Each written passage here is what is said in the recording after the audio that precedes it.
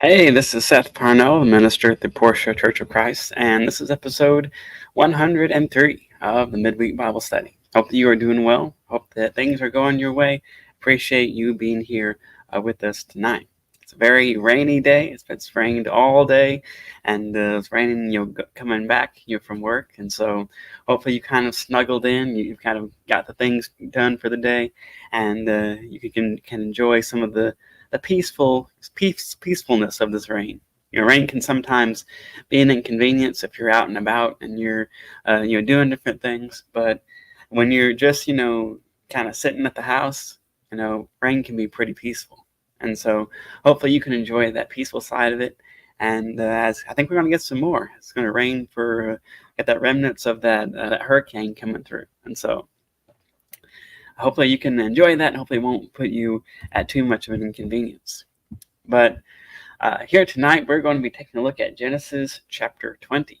Genesis chapter 20. And as I always do, I want to give you an invitation. If you're someone who is in the local area, then please come by and see us. We are located at 307 South Jackson Street in Portia, Arkansas.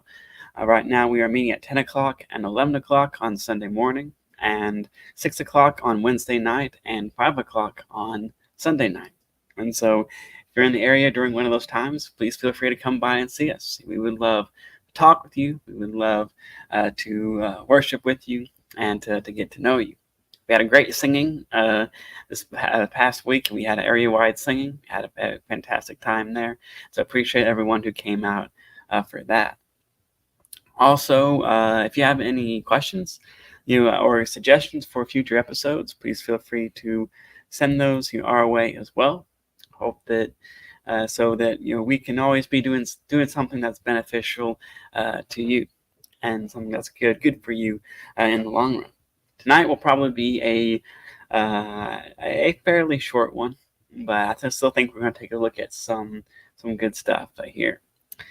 It's good to have Jackie Henry here. Hope that you are having a wonderful day. Hope that you're doing good, feeling good. We always appreciate you being here with us. And I hope everything is going your way. But here tonight, like I said, we're going to start in Genesis chapter 20. And see, it's a little story about something that Abraham has been through before, but he's going to go through it a second time. And it has some interesting interaction with the king of Gerar. As you know, Abraham was a nomad. He traveled from place to place. He didn't put his roots down in one spot and say, this is my country, this is where I live. But he traveled from place to place. And oftentimes that meant being a visitor or being a alien, as the scriptures say, in the land. And so he was a guest of people who live there. And so he's going to do that many times. This is going to be one of those cases. As we start out here in verse 20 of Genesis chapter 20, in verse 1, it says, "From there Abraham journeyed toward the territory of the Negev and lived between Kadesh and Shur, and he sojourned in Gerar. And Abraham said of Sarah his wife, 'She is my sister.' And Abimelech king of Gerar sent and took Sarah." And so in these first couple of verses, we have this scene kind of set. This takes place after the events of Sodom and Gomorrah. And so after the battles and the great scene that was, the tragedy that it was of both those cities being called into judgment for their behavior and for their righteousness, their wickedness, and they were destroyed by God. And when Abraham went through that process of getting Lot back, and all of that, it was quite a lot going on. And so you can imagine Abraham doesn't want to remain there anymore in that hill country. So he journeys down towards to live between Kadesh and Shur. And so he journeys down to this place called Gerar, where this king named Abimelech lives and where he reigns. And it's here that Abraham does something that he's already, like I said, already done before, but it's kind of a procedure that he has, kind of like a custom that he has. When he goes to a land with a foreign king, Instead of saying, Sarah is my wife, as she was, he says, she is my sister. And he does that because of, Sarah was not only was she connected, to Abraham, who was a very wealthy man, but she was also described as being very beautiful as well. And so, as you know, sometimes at this time, with kings who had harems and with kings who had things of that sort, sometimes it wasn't just about the physical attractiveness of the person. Sometimes it was about the political connections, that they had. And so a king can say, I have, you know, the princess of this kingdom, and the princess of that kingdom, here with me. And even though they may never be, romantically involved, the idea of having that political connection, in your harem was a practice that was, held a lot. We're not told exactly, I don't think, why, uh, which of these reasons, was it. We do know that Sarah was a beautiful person, and so it may have been that, even though both Abraham and Sarah were pretty well on in years at this point. But he uh, he says, he says, she is my sister. And this is, of course, a deception because, Sarah is his wife. But, and Abraham is going to try to justify this later on by saying, she is, my half sister. And because I didn't really lie. But as we'll see here later on, this was an intended deception on his part. And so Abraham is not going to be in the right in this situation. But he does this, because he's afraid that if he says, this is my wife, then the king is just going to kill him and then take Sarah, as his wife. Remove him from the picture completely, and so that he can take Sarah, as his wife.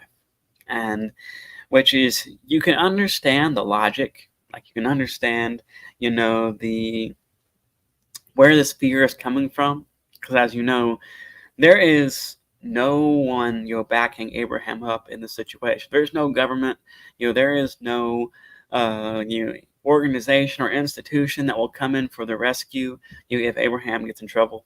It's just Abraham.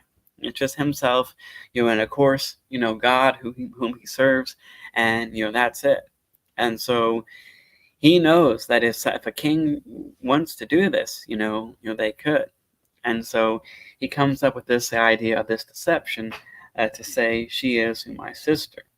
And so, as you know, this is going to cause quite a bit of problems, for the king here, even though he was someone who wasn't really guilty in the situation. We're going to take a look at that here right quick.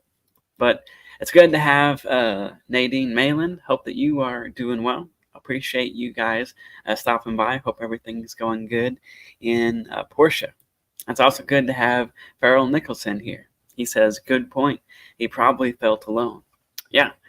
And so we know that Abraham had the ability to muster not a huge force, but a substantial fighting force that he could, work with. But still, when you are a guest in a country, that doesn't stand up, to a whole lot. And so logically, you can understand where the spirit comes from. But should Abraham have put his trust in God, the same God who had brought him out this far? Well, in hindsight, he's probably going to understand this. But he, at the moment, you can understand the logical fear, that he has. Because, as he'll say later on, this is not necessarily a God-fearing country that he's going to. This is a pagan king, this is a pagan country, and they oftentimes, the morality that's inspected in these places can be quite, lacking, quite, quite missing.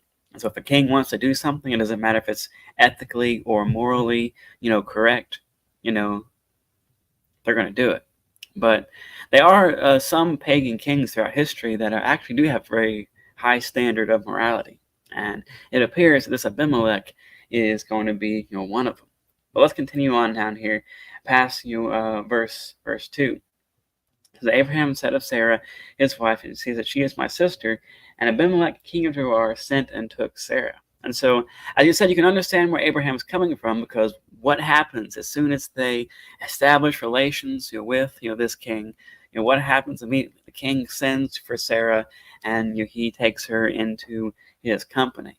And so Abraham's not like completely misguided here in this situation, because what he expects happens. And so Abimelech, the king of Gerar, sent and took Sarah.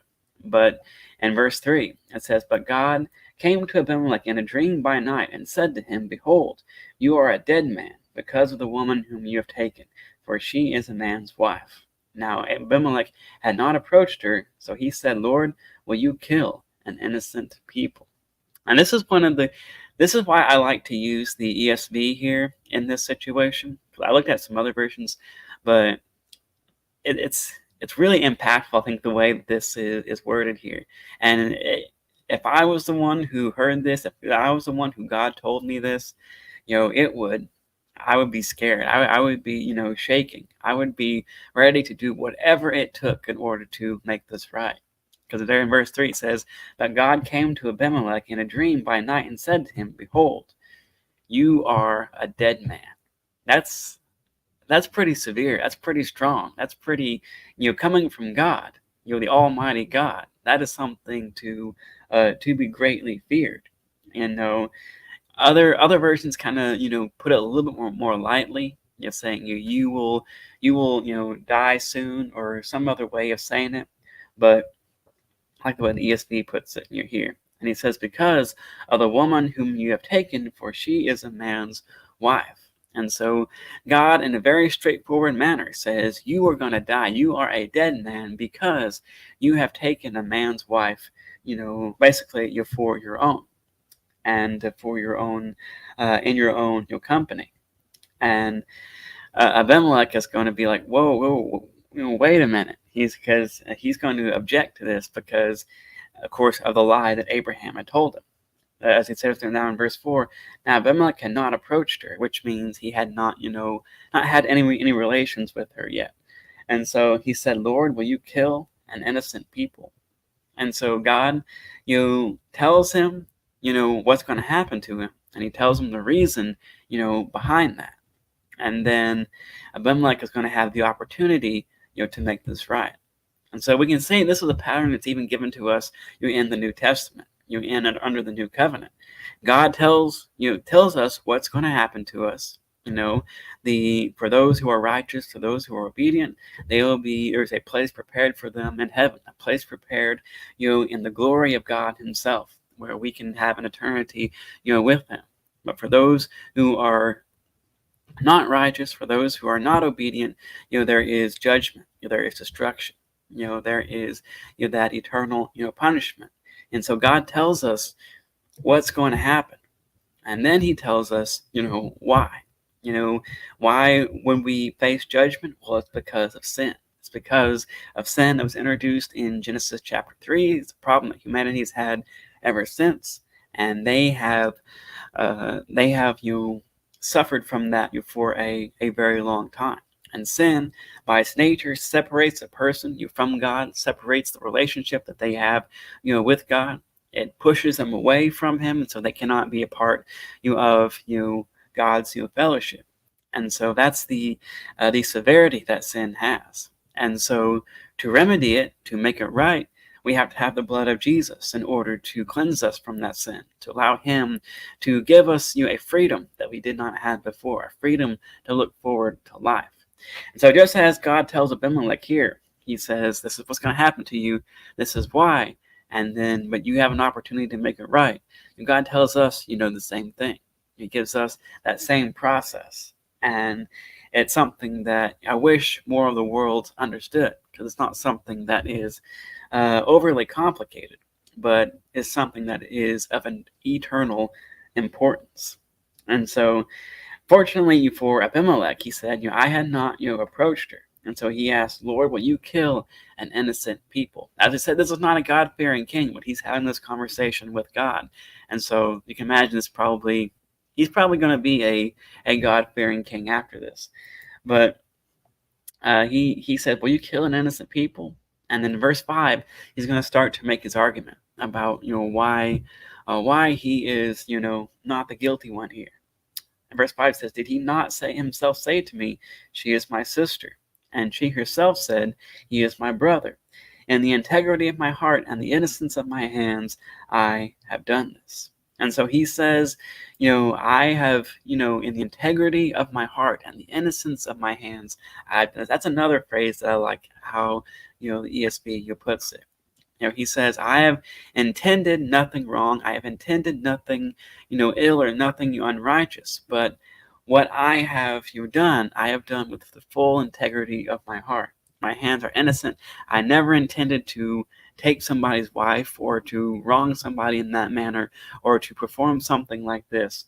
But I have done it with the integrity of my heart. And so, which teaches us another lesson, just like the Apostle Paul experienced in Acts chapter 9, when he said, I've done everything with the integrity of my heart, even persecuting Christians, even persecuting, the church. He did that, with full confidence that he was doing the right thing, which tells us it's not enough to just, do things in the integrity of our heart. It's not just enough in order to do the things that we think are right. But we've got to do what God calls us to do. We got to live up to the calling that God has given us. Do things according to his standard and his mode of righteousness. Because as Abimelech sees here, as Paul found out, just doing things that we think are right is not going to be enough. But they can have some very severe consequences if we're not guided in the right manner. And so he says, in the integrity of my heart and the innocence of my hands, I have done this. Then God said to him in a dream, in verse 6, yes, I know that you have done this in the integrity of your heart, and it was I who kept you from sinning against me. Therefore, I did not let you touch her. And so God reveals to him that it was God who prevented him from having any relations with Sarah, because of he knew that this man was the victim of a deception, because he was doing it in the innocence of his heart. And so God actually prevents him from that. And we're not entirely sure how long Sarah was with them. It was, of course, more than a night or two. There was some block of time here. We're not given the exact amount of time, but she was there with them for a little bit. And so you can kind of, in the kind of physical sense, you might think it was odd for him to have her there and not, have anything to do with her. But God explains, I was the one who kept you from doing this. And so, fortunately for the king, God was looking out for him.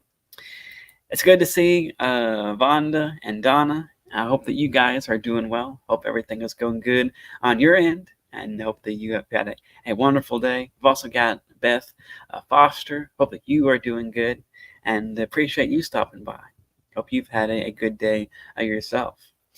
But God says, I did not let you touch her. And so then God tells him exactly what he needs to do. As I said, it's kind of a pattern here that kind of translate to us as well. He says, now in verse 7, now then return the man's wife, for he is a prophet, so that he will pray for you, and you shall live. But if you do not return her, know that you shall surely die, and you and all who are yours. And so the Bible tells us that God is not a God of confusion. And this is, one of those cases where we see that. He's just very easy to understand, very straightforward. He says, return the man's wife, for he is a prophet, so that he will pray for you and you shall live. But if you do not return to her, you shall surely die, and all are yours.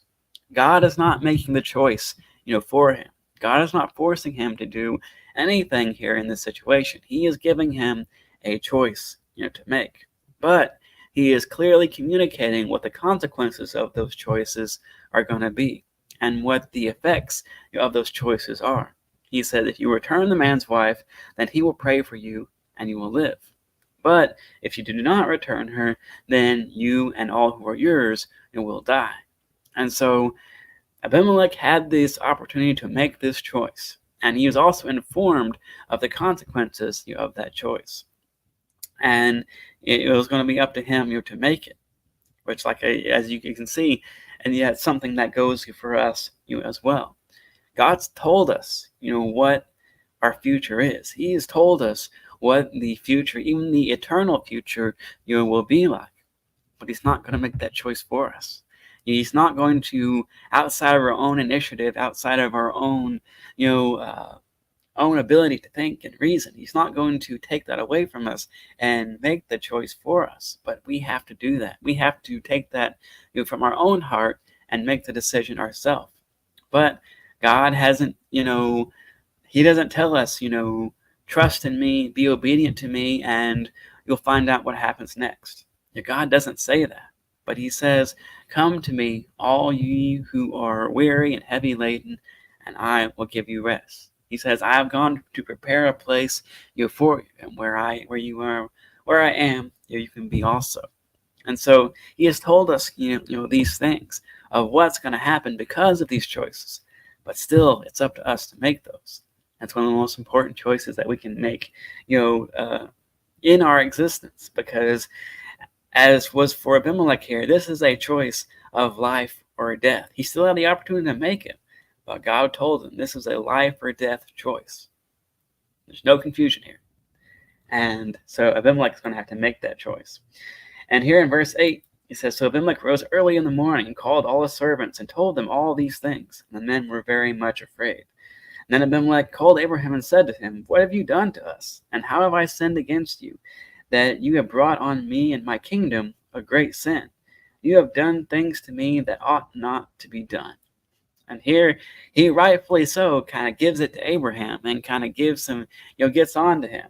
And he says, it's clear to Abimelech what the right choice is. He calls Abraham and he basically says, what in the world are you doing? Why have you done this to me? What have I done to deserve this treatment from you? It's basically what he says here. He says, you have done things to me, down there in verse 9, that ought not to be done. As I said, the morality of some of these pagan kings wasn't always the greatest, but even he says, you have done things that ought not to be done. And then in verse 10, Abimelech said to Abraham, what did you see that you did this thing? And then Abraham's going to give his response here in verse 11. And Abraham, who, to his credit, Abraham didn't follow up a lie with another lie. He didn't follow up a deception with another deception. But he's going to be perfectly honest with Abimelech here. He said, Abraham said, I did it because I thought there is no fear of God at all in this place, and they will kill me because of my wife. Besides, she is indeed my sister, the daughter of my father, though not the daughter of my mother, and she became my wife. And so first Abraham kind of gives the reason for his deception, for his lie, and then he gives the kind of a justification for it. And it's kind of a flimsy justification if we examine it. It doesn't really absolve Abraham of any wrongdoing here in this case, but it doesn't really kind of cut it in that manner. But he first gives a reason why he did this, and then he tries to justify it. He says, there's no fear of God at all in this place. They'll kill me because of my wife. And then he says, technically you didn't lie, because she is indeed my half-sister, but then she became my wife. But as we see here, with when it comes to lying, when it comes to deception, as a Christian, we should not, as Christians, rest on technicalities or rest on the like I said, the kind of technical aspects of, did I lie or did I not lie? If you try to intentionally deceive somebody, you have lied. You have committed, that sin, of lying. No matter if it's half true, quarter true, or whatever. If you have tried to deceive somebody intentionally, then, that is a lie. Now, you may, say something at times that you think is true, but it is not true. And that happens, to all of us. Sometimes you don't have all the information. Sometimes you're given the wrong information, and that's different. But if you intentionally try to deceive somebody, no matter what kind of technicality is involved in it, then you're in the wrong in this case. And Abraham is learning this here, and he tries to justify it, but it doesn't really work.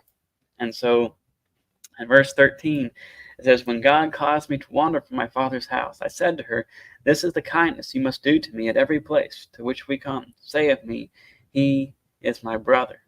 And then he details kind of the policy and the procedure that they had put together in order to get through some of these pagan kingdoms. And so as we said, this is not the first time Abraham has done this, but he did this. It appears he has done this before, and even after this, his I believe it's I think some of his descendants are going to kind of do the very same thing, and that's apple doesn't fall far from the tree. But in verses 14 and following, Abimelech is going to give Abraham a lot of gifts, in order to make this right. He's going to give Sarah 1,000 pieces of silver as proof of her innocence, proof that he did no wrong to her. He's going to give them, sheep and oxen and servants, and he says, "You're welcome to stay, on my land, wherever you be." And so he does whatever he can in order to make this right. And so at the end here, Abraham prays for Abimelech, and Abimelech, heals, and he is healed. And so in the end, it's a good ending, to the story. But Abraham's deception almost cost this man his life. And so the last thing that we can see here tonight before we wrap up is that sometimes the consequences of our deceptions don't always just come back on us, but sometimes they affect other people. Sometimes they can affect people in a big way. The lie that Abraham told here almost cost this man Abimelech his life, which is, as we know, there's nothing more serious than life and death. And so we always need to be careful of how we, present things, how we talk to people, and how we use the honesty that God calls us to use in our life. We're not called to be a deceptive people who try to trick others for our own gain, but we're called to be honest. We're called to be good and true. And so that's what we should pursue in this life. But this is kind of an interesting story that we find here in Genesis chapter 20. I think we will call it there, and we will take a look, at another story here next week. But I appreciate everyone being here. We had a pretty good crowd here tonight, and so appreciate everyone being here. Hope that this was something that was beneficial to you, and hopefully we'll see you back here another week. We'll be back here next Thursday at 7 o'clock for another episode of the Midweek Bible Study. But until then, I don't think I have any other announcements, and so I hope that you have a wonderful rest of your night. I hope that your week goes well, and I hope you can go out and glorify God in everything that you do. Catch you next time.